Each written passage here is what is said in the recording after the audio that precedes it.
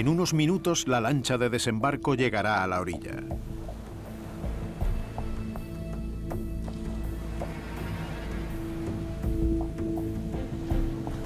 Son casi 7.000 naves y el destino de Europa está en juego. La mayor operación militar marítima de todos los tiempos. Estos hombres están a punto de vivir las horas más intensas de sus vidas. No sé cuánto tardamos, pero estaba asustado, estaba aterrado. John Roman tenía 19 años en aquel momento. El 6 de junio de 1944, en las primeras horas del amanecer, se preparaba para desembarcar en las playas de Normandía junto con otros 156.000 hombres. No sabía que íbamos a Francia. Cuando nos montamos en el barco, no sabíamos a dónde íbamos. Al mismo tiempo, en la parte francesa del canal, nadie esperaba ver llegar a todo un ejército ese día. Por la noche, los aliados lanzaron 3.000 paracaidistas sobre el canal para crear confusión en las filas del ejército alemán.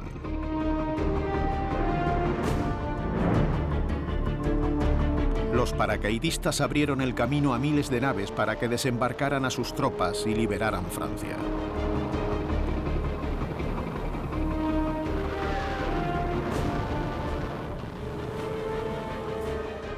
Sobre las 6:30 de la mañana, el regimiento de John se estaba acercando a las playas. Las aguas estaban revueltas. Y nosotros, mareados, hasta vomitábamos. Era una apuesta arriesgada que podría haber sido un fiasco.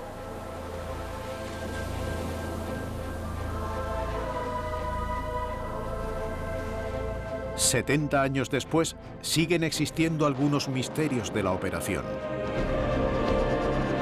Hay hechos que se desconocen, héroes olvidados y grandes engaños, sin los que el destino de Francia no habría sido el mismo».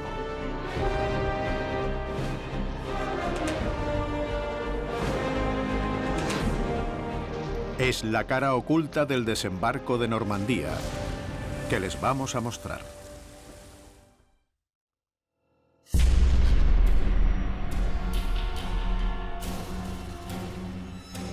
Todo empezó un año antes en Londres.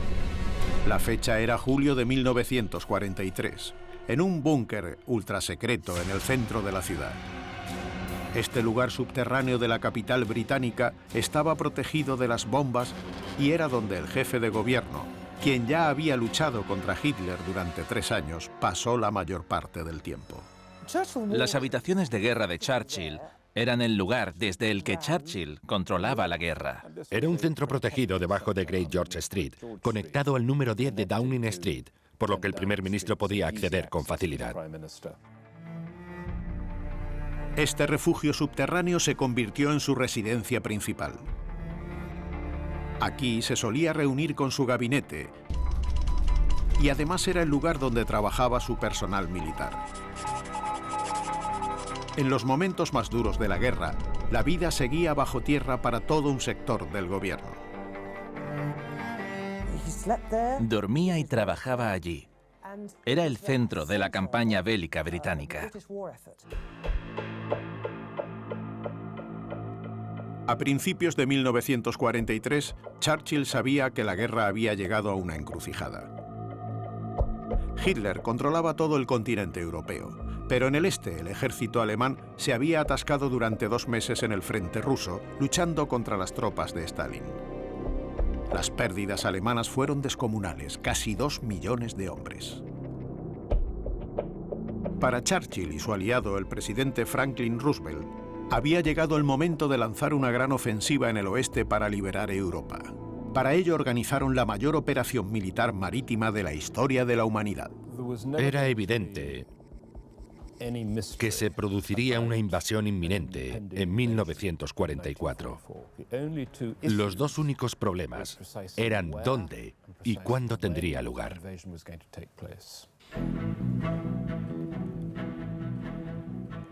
Un desembarco, sin duda, ¿Pero dónde? Churchill y Roosevelt estaban obsesionados con esa pregunta, ya que en caso de que iniciaran un asalto en la costa francesa, los aliados se tendrían que enfrentar a un obstáculo. Un muro. El muro del Atlántico. A lo largo de los 2.000 kilómetros de la costa francesa, Hitler había construido cientos de búnkeres para proteger una artillería muy sofisticada y poderosa. Cientos de miles de soldados alemanes estaban preparados para contraatacar en caso de desembarco. Los británicos estaban muy nerviosos, pensando en un posible ataque, en lugar de pensar, ha llegado el momento. Tenían mucho miedo. Sus adversarios alemanes les causaban un tremendo respeto. Temían que contraatacaran y que tuvieran que volver a los barcos.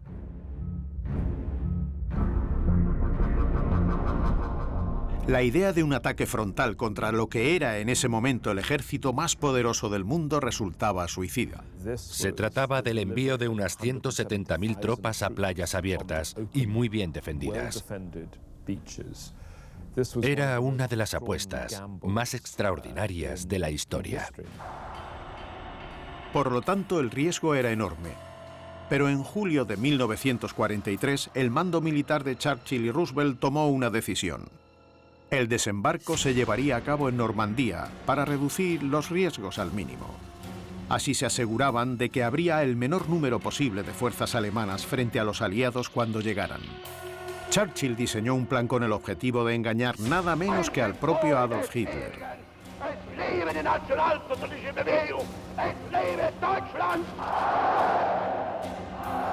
Quería que el Führer creyera que estaban preparando un desembarco, pero que sucedería en cualquier lugar, menos en Normandía. Era esencial que existiera ese factor sorpresa para pillarlos desprevenidos.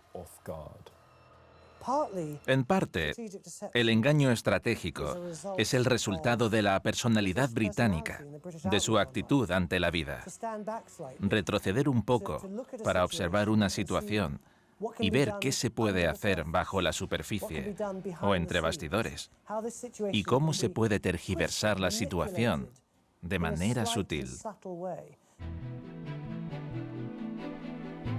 Noviembre de 1943. El engaño se llamó Operación Fortitude.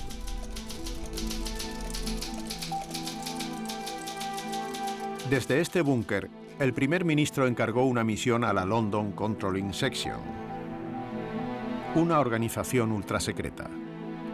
Esta es la única fotografía que se conoce de la unidad, cuya existencia se reveló en 1969. El hombre que estaba al mando se llamaba John Bevan. Era uno de los hombres de confianza de Churchill. Su plan consistía en convencer a Hitler de que el desembarco ocurriría en el paso de Calais, para que los alemanes concentraran a todas sus tropas allí. Para que la mentira funcionara, el equipo de Bevan ideó una estrategia brillante pero descabellada. Se creó una unidad enorme, espectacular y totalmente imaginaria. Estaban preparados, esperando el momento de atacar el paso de Calais. Para crear un ejército ficticio, pensaron en fabricar aviones, camiones, armas, tanques, todo falso, y colocarlo de manera llamativa en la región de Kent, en el sudeste de Inglaterra, justo enfrente del paso de Calais.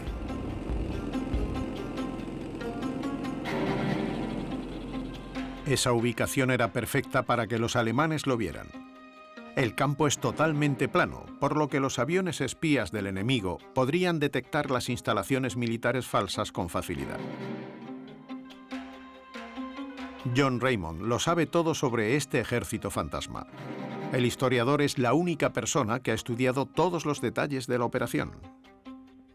Es el típico campo que se usaría en esa situación. No muy lejos de la carretera para que los vehículos puedan pasar y mucho espacio para sacar todos los materiales. Es un bonito campo de Kent. Un poco de espacio que viene perfecto.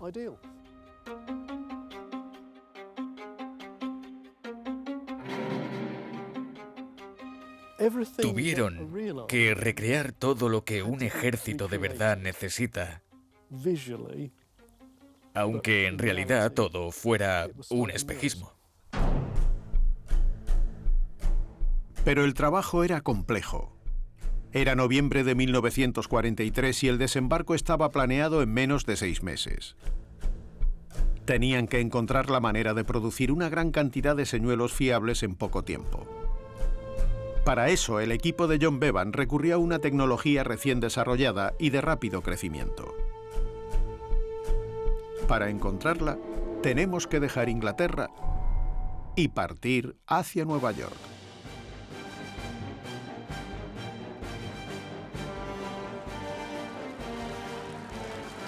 Cada año, en el Día de Acción de Gracias, los grandes almacenes Macy's organizan un desfile espectacular en la Quinta Avenida con enormes globos de personajes famosos. Millones de neoyorquinos vienen a ver el espectáculo. Estos personajes fueron los que inspiraron al equipo de John Bevan. Estaban hechos de un material revolucionario, caucho sintético, muy resistente pero ligero a la vez. Justo lo que el equipo de Bevan necesitaba para construir su ejército falso. Contactaron con algunas empresas estadounidenses para producir los señuelos, y la empresa Goodyear se unió al proyecto. La producción empezó en febrero de 1944. Unas semanas después, los primeros elementos del ejército ficticio se enviaron a Kent, Inglaterra. Allí los equipos encargados de crear el espejismo los inflaron. Su tarea era crear la impresión de algo parecido a 40 divisiones en Kent. Y si lo multiplicas, significa que habría casi 1 millón de hombres. El resultado fue asombroso. En tan solo unos minutos, los equipos de camuflaje consiguieron inflar un tanque estadounidense. Parecía de verdad, con una torreta, una cadena y una ametralladora. El espejismo era perfecto, y los soldados lo podían mover con mucha facilidad.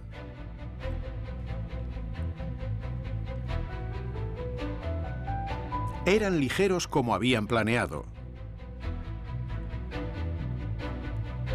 y muy resistentes. A veces tenían que moverlos durante el día. Y oí que un día un granjero estaba en la frontera de ese campo y vio a 4 soldados transportando un tanque Sherman. Lo que pensó no está registrado, pero tal vez fue algo como: madre mía, los militares son tan fuertes que pueden levantar un tanque. Los equipos se preocuparon por cada pequeño detalle. Hasta crearon huellas reales como estas detrás de las filas de los tanques de caucho.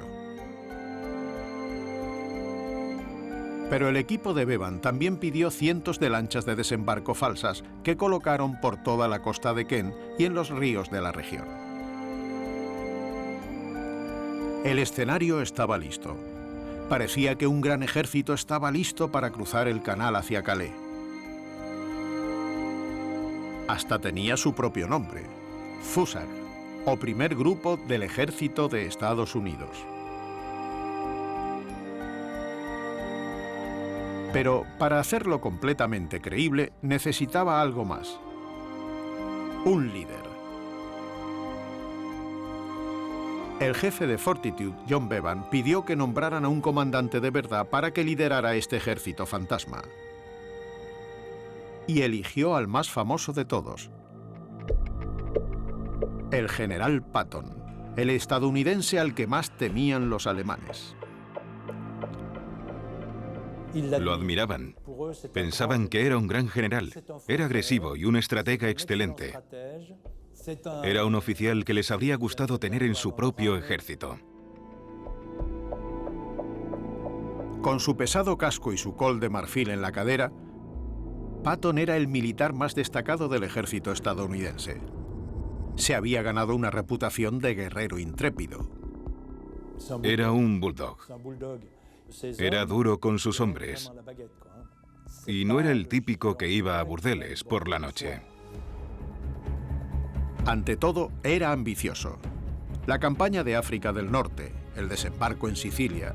Desde que empezó la guerra, dirigió una serie de bombardeos espectaculares contra los alemanes. Bevan se aprovechaba de un aspecto específico de su personalidad. A Patton le encantaba ser el centro de atención y estar frente a la cámara. No pasaba desapercibido, así que Bevan organizó unas visitas de inspección en Kent para convencer aún más a los alemanes de la existencia del ejército fantasma. Patton desempeñó muy bien su papel. Estaban sacándole fotos a Patton en el sudeste de Inglaterra. El objetivo era hacer creer que era el líder de un gran ejército y que probablemente atacaran en el paso de Calais. De esta manera, los alemanes se creerían del todo que Patton estaba al mando del FUSAG. Y así también tendrían pruebas de que estaba allí. Y cuando vieran esas fotos, todo tendría sentido para ellos.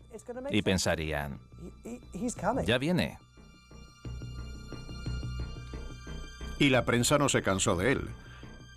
Por ejemplo, aquí tenemos una edición del periódico inglés más importante, el Daily Express, con fecha del 24 de abril de 1944. En la página 4, un recuadro anunciaba que Patton iba a examinar un segundo frente en Europa. Ese era el tipo de información que Bevan quería, porque sabía que los alemanes que leían la prensa llegarían a la conclusión de que un general de su calibre tenía que estar al mando de un gran ejército. Divisiones armadas hechas de caucho y un general carismático al cargo. Para los alemanes todo apuntaba hacia un desembarco en el paso de Calais. ¿Pero cuánto tiempo tardarían en darse cuenta?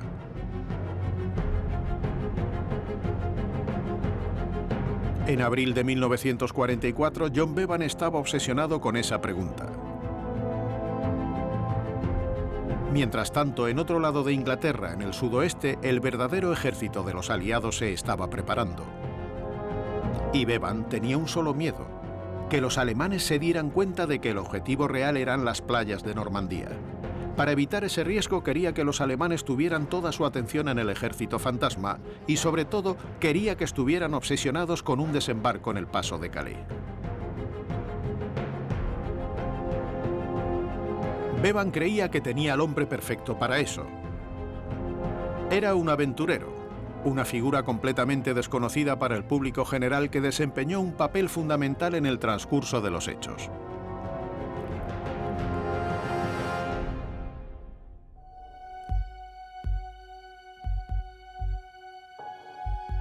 La historia de este hombre empezó 5 años antes en Madrid, en 1939. La Guerra Civil Española se había extendido por el país durante casi 3 años. Las batallas fratricidas habían matado a más de 150.000 personas. En ese entonces, España estaba dirigida por un dictador, el general Franco.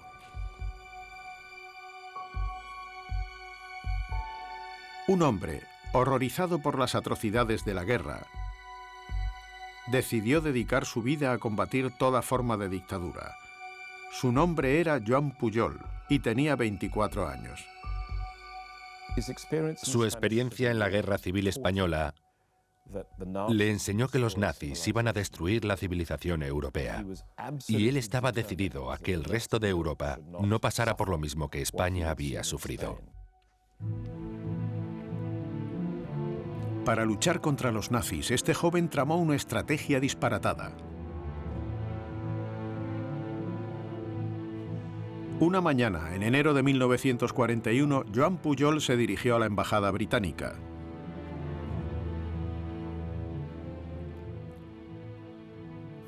Dijo que quería ayudar. Un absoluto desconocido ofreció sus servicios como espía, aunque no tenía ningún tipo de experiencia. Los ingleses pensaron que estaba loco, no quisieron saber nada de él y le dieron la espalda. ¿Quién es esta persona? El diplomático británico que lo entrevistó le dijo: ocúpese de sus asuntos. España es neutra y usted no es competente, así que manténgase al margen. Pujol estaba muy decepcionado. No se había imaginado que lo fueran a echar de esa manera, pero entendió que para ganarse la confianza de los ingleses tenía que demostrar su valía. así que diseñó un proyecto de alto riesgo.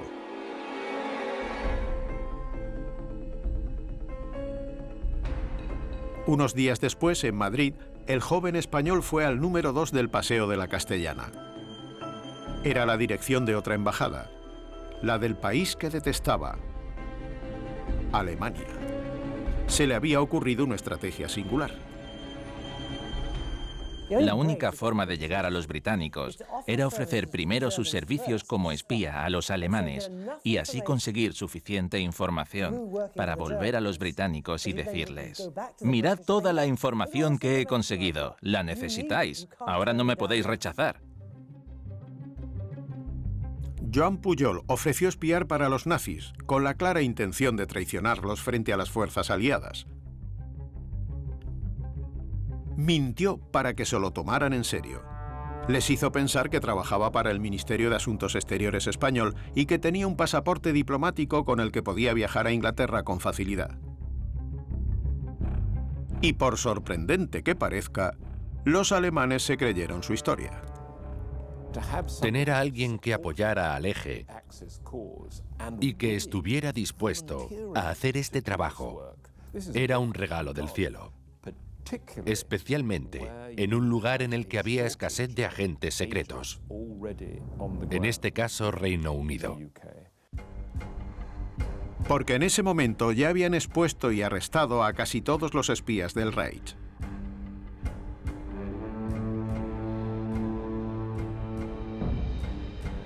Mientras tanto, en la embajada de Alemania, el jefe de los servicios secretos, un hombre llamado Karl Erich Kulenthal, decidió poner a prueba a Joan Pujol. Este es el documento que le dio con unas preguntas concretas. ¿Qué aeronaves se usan en las diferentes unidades de la Real Fuerza Aérea? ¿Cuál es la composición del mando de bombardeo? Para responder a estas preguntas, Pujol tuvo que viajar a Gran Bretaña. Una maravillosa aventura estaba a punto de comenzar.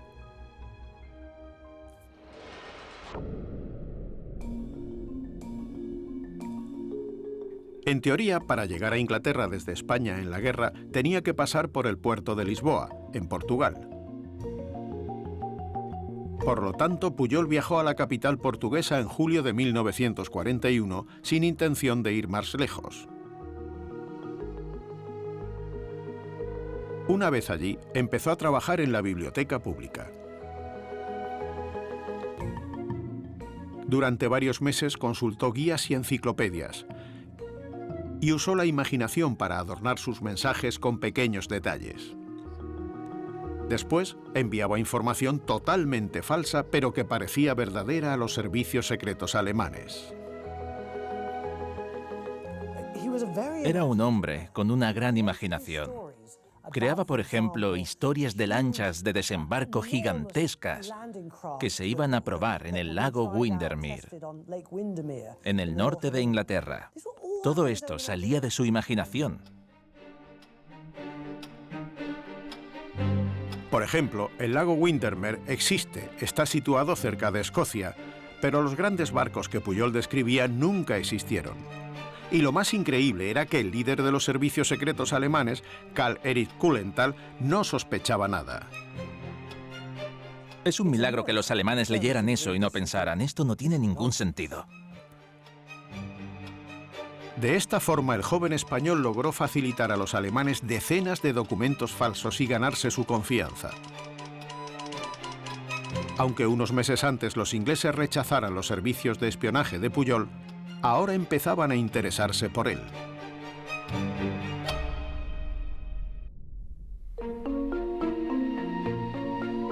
Su destino se decidió en el campo inglés, al norte de Londres, en Bletchley Park. Detrás de la imponente fachada de esta mansión y del paisaje bucólico se ocultaba uno de los secretos mejor guardados del arsenal de los aliados. Esta era la sede de los servicios de contraespionaje ingleses. Churchill, en concreto, había reunido a las mentes más brillantes de Gran Bretaña para una misión de suma importancia: interceptar y descifrar todos los mensajes de radio emitidos por el ejército alemán. En Bletchley Park, los ingleses seleccionaron a los mejores intelectuales de las universidades más prestigiosas, las de Oxford y Cambridge. Reunieron allí a los mejores matemáticos, ingenieros, lingüistas y expertos militares de Inglaterra. En secreto desarrollaron una máquina impresionante, la predecesora de los primeros ordenadores.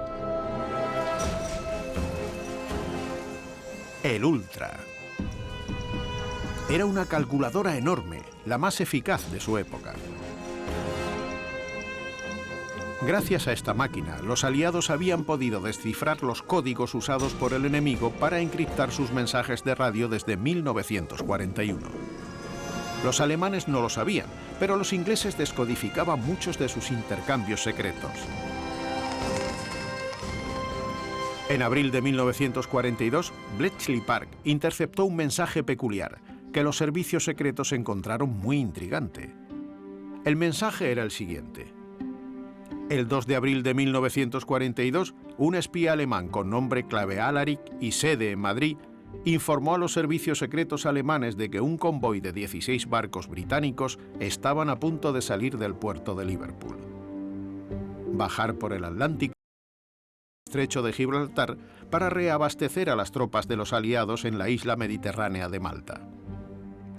Cuando los ingleses descifraron este mensaje, se sorprendieron porque en realidad no había ningún plan para un convoy de este tipo. Pensaban que los mensajes no eran reales, que no tenían sentido.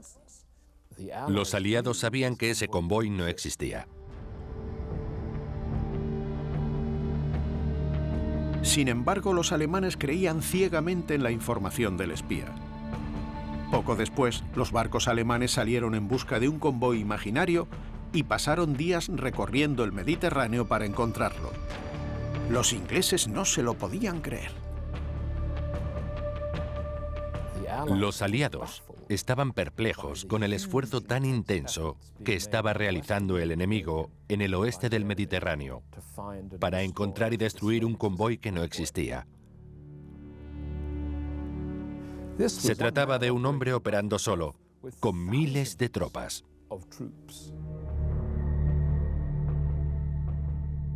Así que los británicos decidieron informarse un poco más sobre este espía inusual que era capaz de hacer creer a los alemanes cualquier cosa.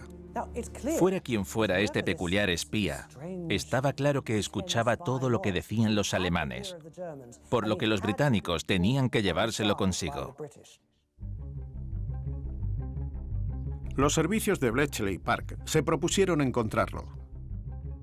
Pronto descubrieron que Alaric no era otro que Joan Pujol, el joven español que se había ofrecido para unirse a los servicios de espionaje. Lo reclutaron inmediatamente. El falso espía alemán se convirtió en un agente doble para los aliados. Le pusieron un nombre en clave, Garbo, como tributo a la actriz estadounidense. Una de las mejores maneras de hacer llegar esa farsa era que lo hicieran los agentes dobles. Decían que Pujol era el agente perfecto para lavarle el cerebro al enemigo. Y los ingleses le asignaron a este manipulador tan brillante su operación secreta más importante, Fortitude.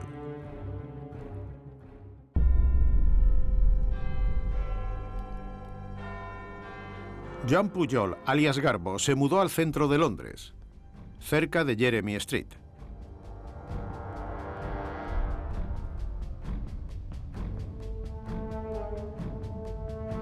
Para que los alemanes no tuvieran ningún tipo de duda sobre la existencia del Fusag, un ejército de 1 millón de hombres ubicado en Kent, enfrente de Calais, tuvieron que confirmar esta información a través de varias fuentes. A Garbo se le ocurrió una idea genial. Les explicó a los encargados alemanes que él se había encargado de reclutar a nuevos espías por toda Inglaterra. En total había 27 agentes trabajando para él. Su imaginación no conocía fronteras. Tenía un estudiante de Venezuela en Glasgow, a un nacionalista indio en Dover, a un camarero en una cafetería del sur de Inglaterra. Y todas estas personas solo existían en su mente. Garbo pasó 6 meses en su pequeña oficina de Londres y cada día escribía cientos de mensajes falsos que supuestamente le habían enviado sus espías imaginarios.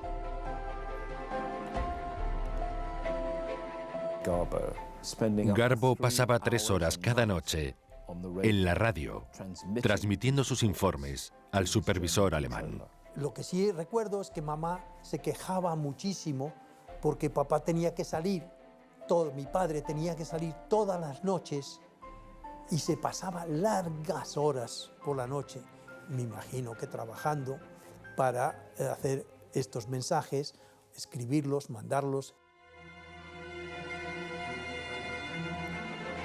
Cuando unieron los cientos de pequeños mensajes, los alemanes estaban convencidos de que el ejército de Patton iba a atacar el paso de Calais.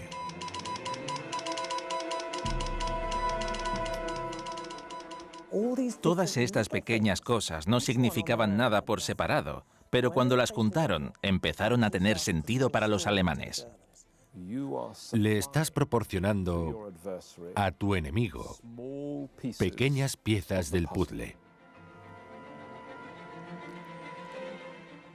Los alemanes recibían esa información y decían, ajá, el FUSAC está construyendo una unidad en una zona concreta del sudeste de Inglaterra. Y lo sabemos gracias a los mensajitos que nos está mandando Garbo. Los alemanes mordieron el anzuelo. En ese momento en Berlín, el mando militar de Adolf Hitler estaba convencido de que los aliados se estaban preparando para un desembarco en el norte. De hecho, los aviones alemanes habían vuelto con imágenes aéreas que mostraban varias lanchas de desembarco en el puerto de Dover frente a Calais. Los alemanes ni siquiera sospechaban que este ejército tan impresionante estaba hecho en realidad de señuelos de caucho.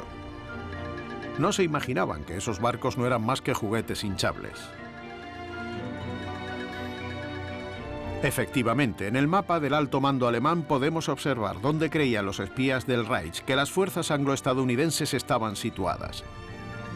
En Kent, en el sudoeste, estas pequeñas banderas representaban a cientos de miles de hombres y vehículos armados. En realidad, en esta región solo había tanques ficticios. Este mapa data del 15 de mayo de 1944, menos de un mes antes del día D. El ejército alemán creía que podía bloquear el desembarco, por lo que mantuvo en el norte a la mayoría de sus tropas, es decir, decenas de miles de hombres, incluyendo el temido ejército número 15. Eso es precisamente lo que Garbo quería, y justo lo que los aliados necesitaban para que su operación tuviera éxito en Normandía.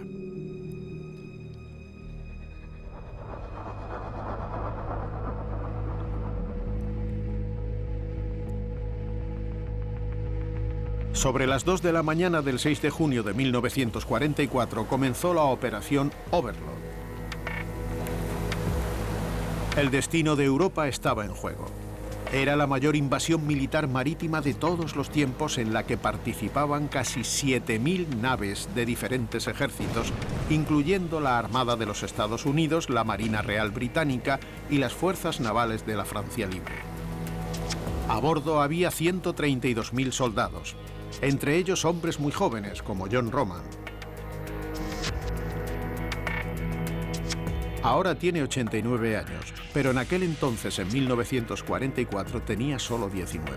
Al igual que 1,5 millones de jóvenes estadounidenses, cruzó el Atlántico y descubrió un continente totalmente desconocido para él. Era parte de una de las primeras unidades de desembarco. La noche anterior seguía sin saber cuál era su destino final.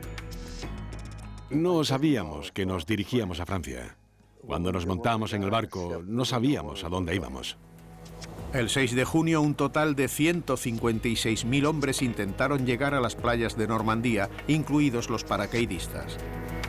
El barco en el que iba John y su regimiento se dirigía a la playa de Utah. El viaje fue terrible. No sé cuánto tardamos, pero estaba asustado. Estaba aterrado. Las aguas estaban revueltas y nosotros mareados. Hasta vomitábamos. A las 6:30 de la mañana, las primeras tropas asaltaron las playas. El barco de John todavía estaba lejos cuando el teniente dio la orden de saltar. Él y los demás soldados avanzaron cientos de metros en el agua como podían, a la vez que transportaban mochilas con 40 kilos de peso. El agua nos llegaba por aquí y yo no sabía nadar. Pero llevábamos mochilas grandes en los hombros y eso nos mantenía a flote. Así que seguimos luchando hasta que llegamos a la orilla. Los soldados alemanes que se opusieron a los norteamericanos tuvieron una gran ventaja. Se refugiaban en posiciones fortificadas que disponían de cañones y ametralladoras. Los alemanes nos bombardeaban continuamente. Muchos de los nuestros murieron. En la playa de Utah, las balas alemanas abatieron a 200 soldados compañeros de John. Las pérdidas fueron aún mayores en las otras 4 playas, en las que murieron más de 3.500 soldados, y más de la mitad resultaron heridos, especialmente en la playa de Omaha, que se acabaría llamando La Sangrienta. No obstante, tras horas de lucha, los aliados empezaron a inclinar la balanza. En 3 días, los estadounidenses, los ingleses y los canadienses habían conseguido posiciones estratégicas y la costa estaba bajo el control de los liberadores.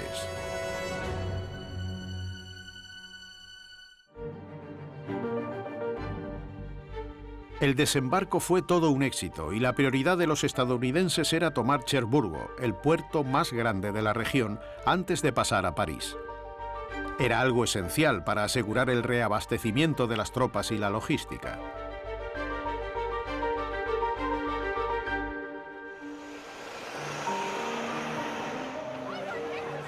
En las calles de Normandía se estaban produciendo los primeros contactos entre la población civil y los soldados.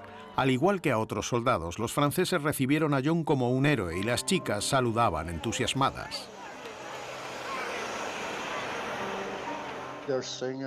Cantaban y saltaban. Bebían vino o lo que se pudieran permitir. Incluso se subían a los jeeps. Se volvían un poco locas, la verdad. Y a mí no me molestaba.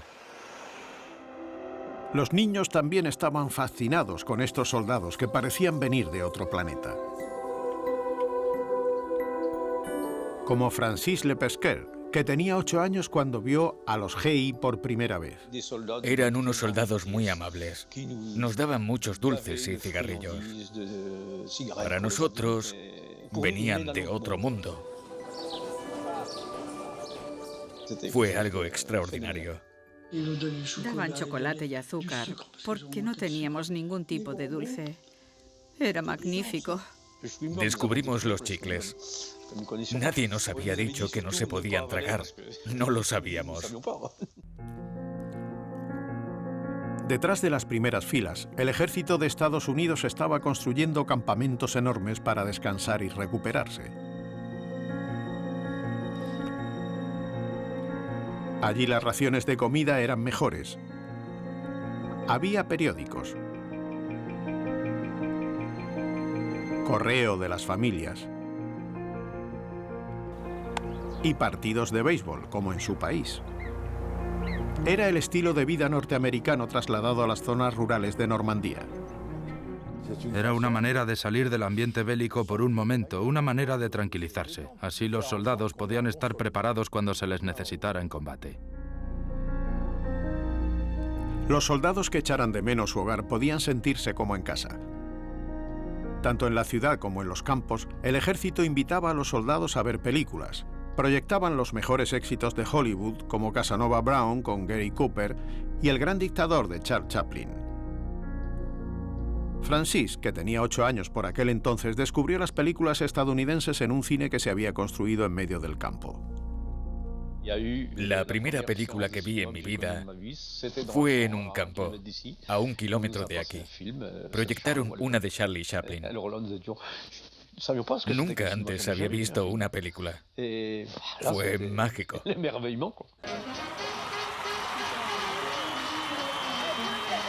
Cherburgo fue liberada el 27 de junio de 1944. Y desde ese día hubo bailes casi cada semana. En el puerto había unos 30.000 hombres trabajando para abastecer al frente durante largos meses. El ejército estadounidense les puso nada más y nada menos que 12 orquestas formadas por soldados que también eran músicos. Además de su equipamiento, llevaron sus trompetas, saxofones y trombones. Y en Francia también encontraron pianos y baterías.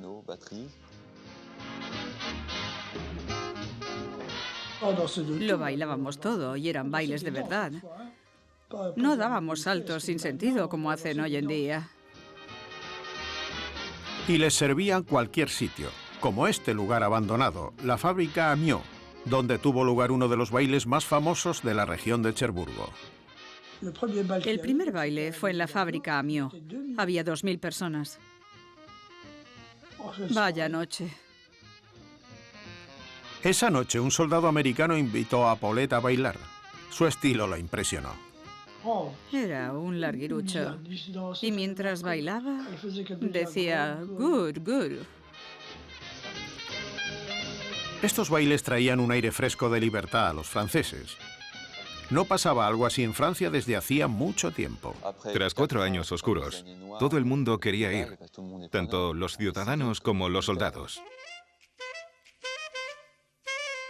Y para darles más ventaja a sus soldados, el ejército de Estados Unidos eliminó toda competencia y reservó algunos bailes solo para las mujeres. En un anuncio del periódico local, el ejército había organizado un transporte especial para llevarlas al baile. Los coches recogerán a las invitadas a las 7 de la tarde enfrente del Collège de Jeunes Filles, en la Rue de la Duché. Cuando había bailes a los que los hombres franceses no podían acudir, lo que hacían era reunirse junto a la puerta de entrada e intentar colarse. Surgían peleas de manera inevitable, pero estaba claro por qué no habían invitado a los hombres, ya que si los invitaban, ninguna mujer bailaría con ellos. Algunos de estos eventos simplemente hacían que la noche fuera más amena, pero otros creaban verdaderas historias de amor.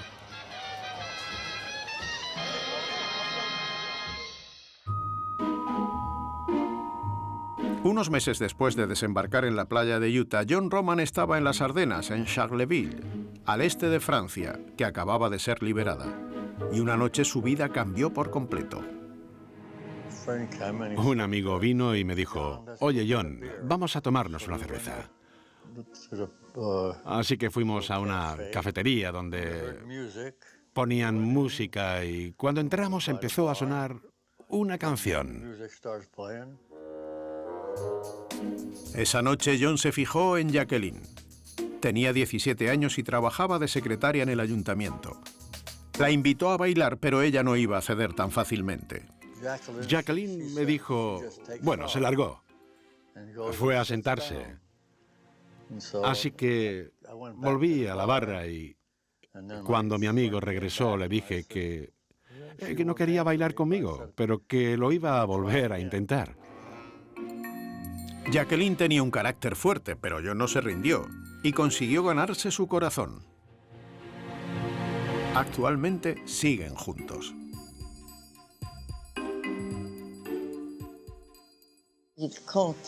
No paraba de venir a la mesa a molestarme, así que mi hermana me dijo que bailara con él una vez y que así me dejaría tranquila. 68 años después, bueno, 67, sigue sin dejarme tranquila. Pasado un año, Jacqueline se casó con el guapo soldado en el ayuntamiento de Charleville y se fue a vivir con él a Estados Unidos. Tuvieron 6 hijos, 14 nietos y 17 bisnietos. Como Jacqueline, otras 6.000 francesas se casaron con soldados el año siguiente al desembarco, pero estas historias fueron una excepción.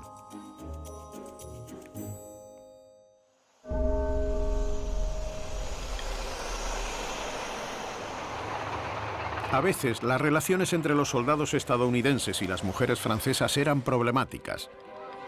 La testosterona de los soldados abrumó hasta a su propio ejército. Cuando la ciudad de Cherburgo fue liberada, decenas de prostitutas ofrecían sus encantos a los miles de soldados que querían olvidar la guerra. La demanda era tan alta que había cola e incluso se peleaban para conseguir sitio. Creo que los soldados estaban borrachos. Y lo peor era que a veces los disturbios que generaban las tropas americanas eran peores que el ruido nocturno o los escándalos provocados por el alcohol. En ocasiones tenían consecuencias trágicas. Había violencia, violaciones y crímenes. Un hombre se atrevió a enfrentarse a uno de los temas tabú de la historia muchos años después del fin de la Segunda Guerra Mundial. Para conocerlo hemos ido a su despacho en Cincinnati, a 400 kilómetros al sudeste de Chicago.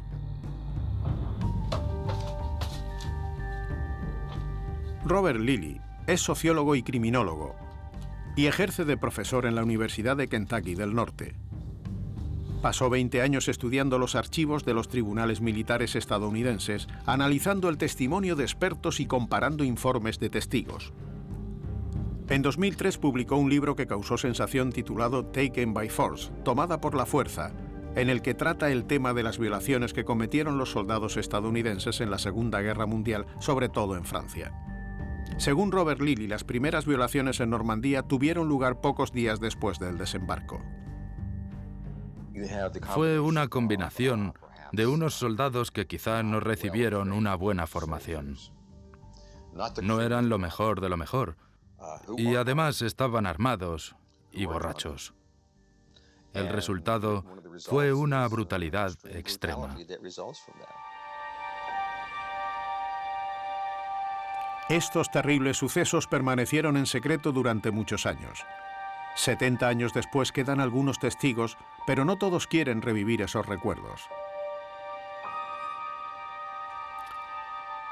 Francis Lepesquer era el hombre de Normandía que a los 8 años descubrió las películas gracias a los norteamericanos. Aceptó recordar para nosotros un episodio muy doloroso de la guerra. Un día, en 1944, en el que 2 soldados estadounidenses violaron a una de las primas de su madre. Se llamaba Marie, tenía 19 años y trabajaba en una granja. Fue ahí donde se produjo la desgracia, cerca del pueblo de Queteau, 2 meses después del desembarco.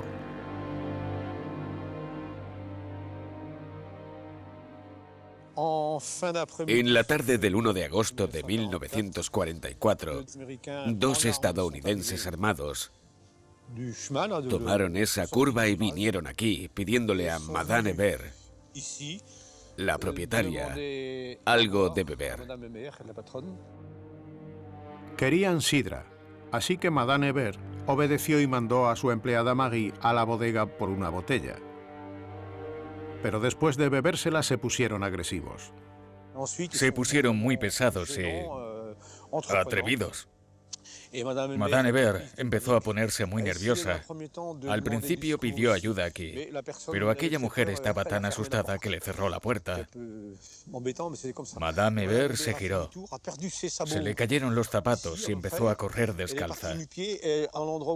Un soldado la pilló en la valla y le golpeó la cara y los hombros con un casco muy pesado. La dejó en malas condiciones. Mientras tanto, el otro soldado llevó a Marie al campo y la violó a punta de cuchillo.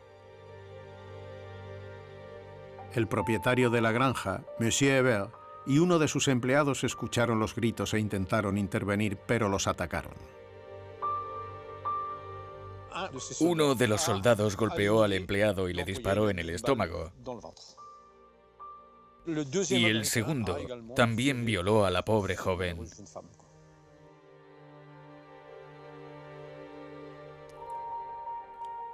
Al día siguiente, la policía militar abrió una investigación.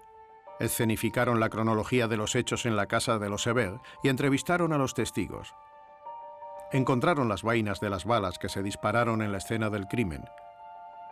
Interrogaron a todos los soldados del campamento americano que se situaba a 1 kilómetro de la granja y encontraron rápidamente a los culpables.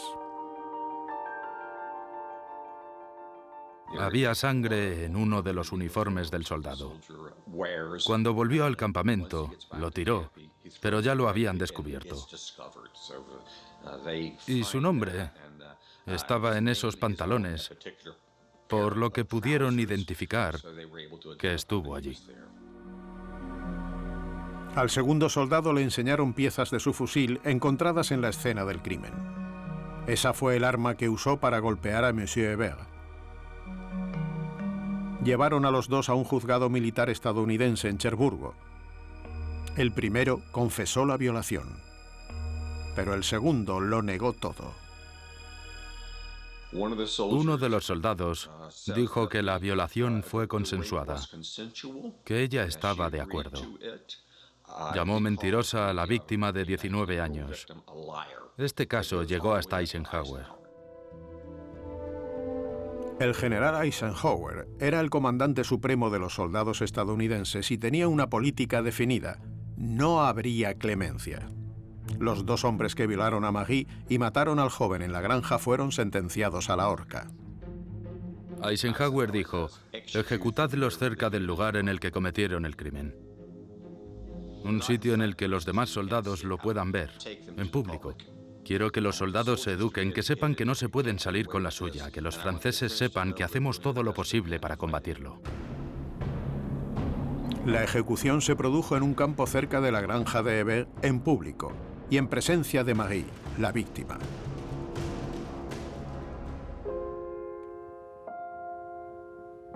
Según el estudio de Robert Lilly, 49 soldados americanos fueron condenados a muerte por violación durante la liberación. 21 fueron ahorcados. Pero no pudieron identificar a todos los violadores. Los archivos de la justicia militar estadounidense registraron un total de 181 violaciones realizadas por soldados americanos en territorio francés entre junio de 1944 y junio del 45. Los 181 casos oficiales son un número bajo. Probablemente hubo numerosas mujeres violadas que nunca denunciaron. Estos abusos fueron un tema tabú durante muchos años, y el heroísmo de los soldados que liberaron Francia eclipsó estos misterios.